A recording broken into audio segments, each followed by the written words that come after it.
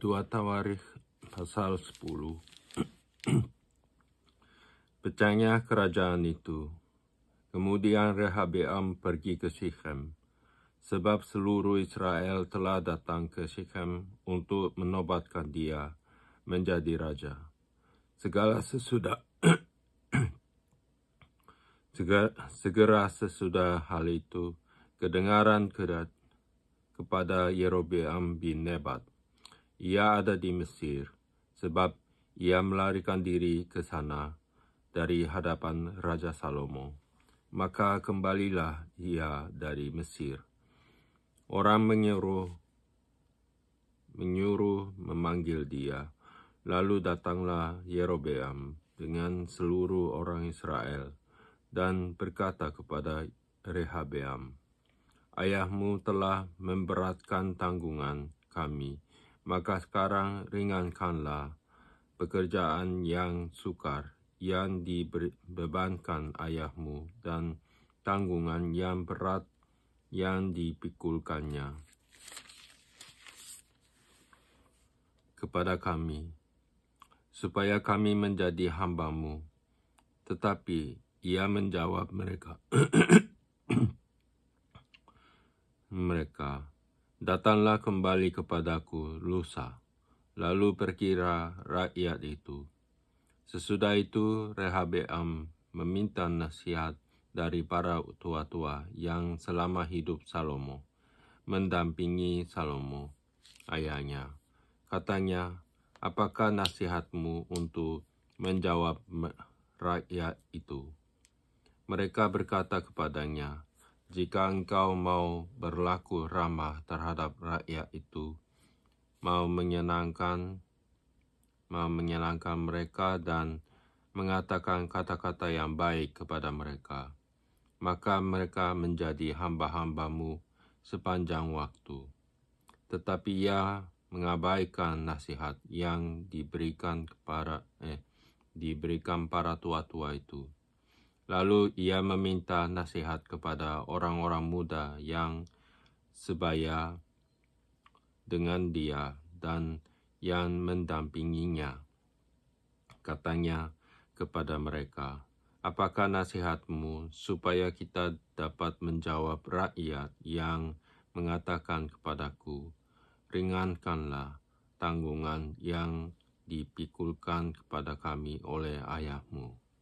Lalu orang-orang muda yang sebaya dengan dia itu berkata, "Beginilah harus kau katakan kepada rakyat yang telah berkata kepadamu, 'Ayahmu telah memberatkan tanggungan kami.' Tetapi engkau ini berilah keringanan kepada kami. Beginilah harus kau katakan kepada mereka,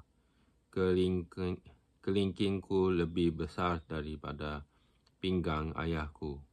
Maka sekarang ayahku telah membebankan kepada kamu tanggungan yang berat, tetapi aku akan menambah tanggungan kamu, ayahku.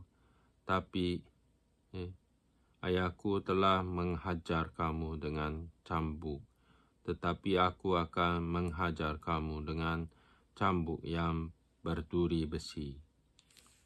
Lusanya datanglah Yerobeam dengan segenap rakyat kepada Rehabeam, seperti yang dikatakan raja, "Kembalilah kepadaku lusa." Raja Rehabeam menjawab mereka dengan keras. Ia telah mengabaikan nasihat para tua-tua. Ia mengatakan kepada mereka, menurut nasihat orang-orang muda, "Ayahku telah memberatkan tanggungan kamu, tetapi aku akan menambahkannya. Ayahku telah menghajar kamu dengan cambuk, tetapi aku akan menghajar kamu dengan cambuk yang berduri besi."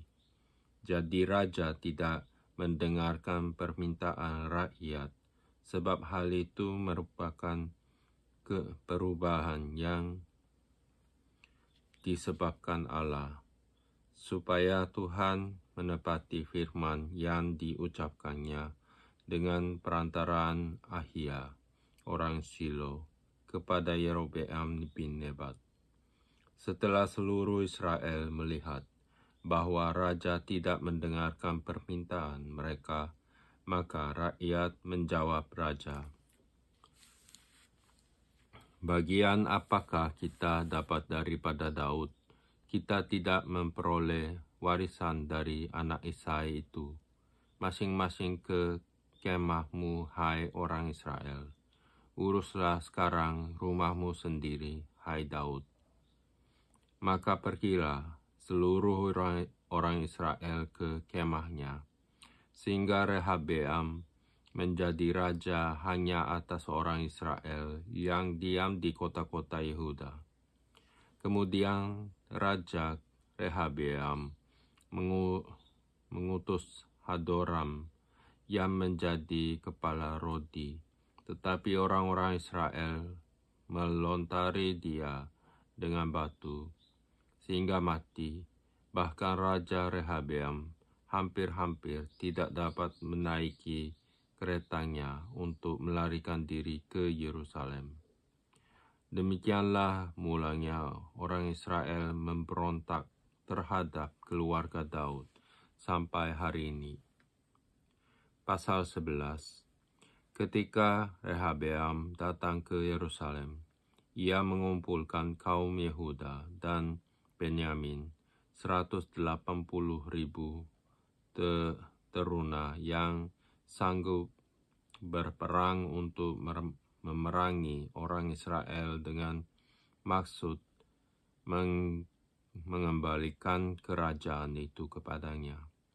Tetapi datanglah firman Tuhan kepada Semaya, abdi Allah, demikian, "Katakanlah kepada Rehabeam, anak Salomo, Raja Yehuda, dan kepada segenap orang Israel di Yehuda dan di Benyamin, demikian.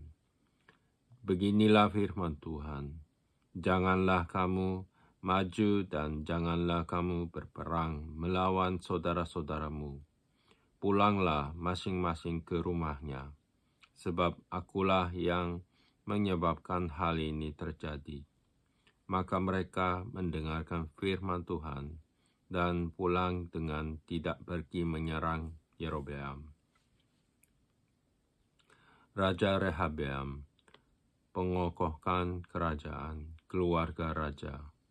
Rehabeam diam di Yerusalem dan memperkuat kota-kota kubu di Yehuda.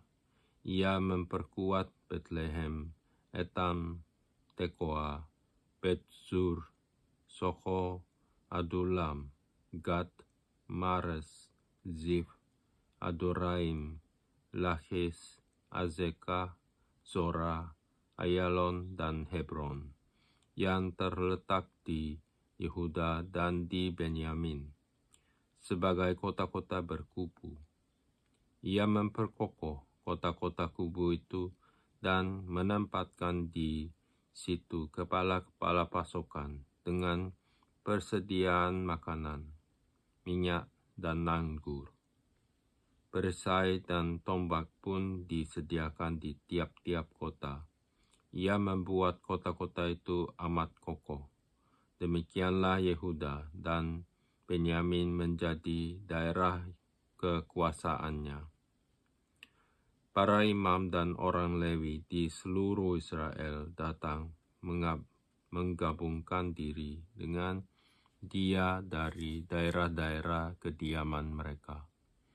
Sebab orang Lewi meninggalkan tanah penggembalaan dan milik mereka, lalu pergi ke Yehuda dan Yerusalem. Oleh karena Yerobeam dan anak-anaknya melarang mereka memegang jabatan imam Tuhan dan mengangkat bagi dirinya imam-imam untuk bukit-bukit, pengorbanan untuk jin-jin, dan untuk anak-anak lembu jantan yang dibuatnya. Dari segenap suku Israel, orang datang ke Yerusalem mengikuti orang-orang Lewi itu. yakni orang yang telah membulatkan hatinya untuk mencari Tuhan Allah Israel, dan mereka datang untuk mempersembahkan korban kepada Tuhan Allah nenek moyang mereka. Demikianlah mereka memperkokoh kerajaan Yehuda dan memperkuat pemerintahan Rehabeam bin Salomo selama 3 tahun. Karena selama 3 tahun mereka hidup mengikuti jejak Daud dan Salomo. Rehabeam mengambil Mahalat, anak Yerimot bin Daud, dan Abihail binti Eliab bin Isai menjadi istrinya, yang melahirkan baginya anak-anak lelaki ini, Yeus, Semaria, dan Zaham. Sesudah Mahalat, ia mengambil Maaha, anak Absalom, menjadi istrinya, yang melahirkan baginya Abia, Atai, Ziza, dan Selomit. Rehabeam mencintai Maaha, anak Absalom itu, lebih daripada semua istri dan gundiknya. Ia mengambil 18 istri dan 60 gundik, dan memperanakkan 28 anak laki-laki dan 60 anak perempuan. Rehabeam mengangkat Abia, anak Maaha, sebagai pemuka, yakni sebagai pemimpin di antara saudara-saudaranya, karena ia bermaksud menjadikan dia raja. Oleh sebab itu, ia mengambil kebijaksanaan untuk menyebarkan semua anaknya yang lain ke seluruh daerah Yehuda dan Benyamin, ke segala kota kubu. Ia memberikan mereka makanan dengan limpahnya dan menyediakan bagi mereka banyak istri. Pasal 12. Sisak menyerang Yerusalem. Rehabeam beserta seluruh Israel meninggalkan hukum Tuhan ketika kerajaannya menjadi kokoh dan kekuasaannya menjadi teguh. Tetapi pada tahun kelima zaman Raja Rehabeam, majulah Sisak, Raja Mesir, menyerang Yerusalem, karena mereka berubah setia terhadap Tuhan. Dengan 1.200 kereta dan 60.000 orang berkuda, sedang rakyat yang mengikutinya dari Mesir, yakni orang Libya, orang Suki, dan orang Ethiopia, tidak terhitung banyaknya. Ia merebut kota-kota benteng yang di Yehuda, bahkan mendekati Yerusalem. Nabi Semaya datang kepada Rehabeam dan pemimpin-pemimpin Yehuda yang berkumpul di Yerusalem, berhubung dengan ancaman Sisak, dan berkata kepada mereka, "Beginilah firman Tuhan, kamu telah meninggalkan aku. Oleh sebab itu, aku pun meninggalkan kamu juga dalam kuasa Sisak." Maka pemimpin-pemimpin Israel dan raja merendahkan diri dan berkata, "Tuhanlah yang benar." Ketika Tuhan melihat bahwa mereka merendahkan diri, datanglah firman Tuhan kepada Semaya. Bunyinya, mereka telah merendahkan diri. Oleh sebab itu, aku tidak akan memusnahkan mereka. Aku segera akan meluputkan mereka, dan kehangatan murkaku tidak akan dicurahkan atas Yerusalem dengan perantaraan Sisak, tetapi mereka akan menjadi hamba-hambanya supaya mereka tahu membedakan antara mengabdi kepadaku dan mengabdi kepada kerajaan-kerajaan duniawi. Maka majulah Sisak, raja Mesir itu, menyerang Yerusalem. Ia merampas barang-barang perbendaharaan rumah Tuhan dan barang-barang perbendaharaan rumah raja. Semuanya dirampasnya. Ia merampas juga perisai-perisai emas yang dibuat Salomo. Sebagai gantinya, Raja Rehabeam membuat perisai-perisai tembaga yang dipercayakannya kepada pemimpin-pemimpin bentara yang menjaga pintu istana raja. Setiap kali raja masuk ke rumah Tuhan, bentara-bentara datang membawa masuk perisai-perisai itu, dan mereka pula